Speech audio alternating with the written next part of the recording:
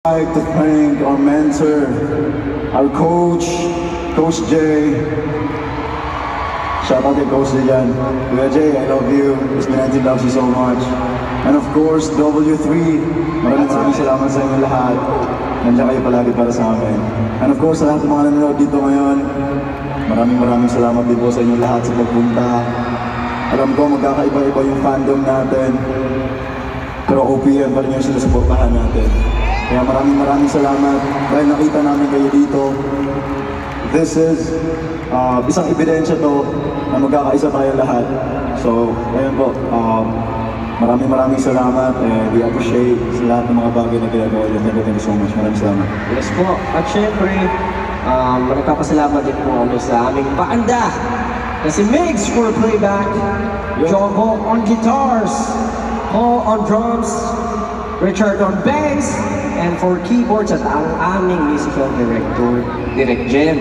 And of course, our vocal coach, Coach Brennan, thank you so much. Kung nasan ka man po, very good coach.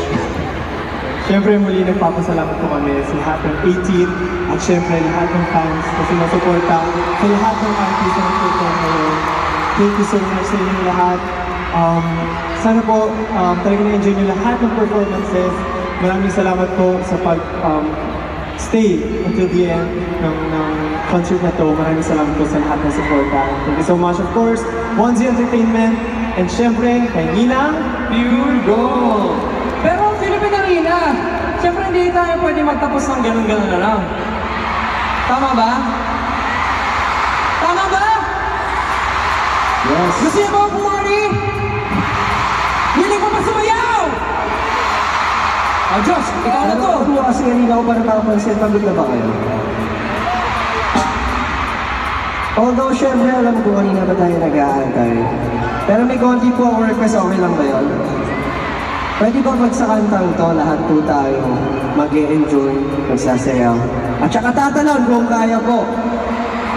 At saka yung mga nakaupa, okay lang po ba tumayo tayo for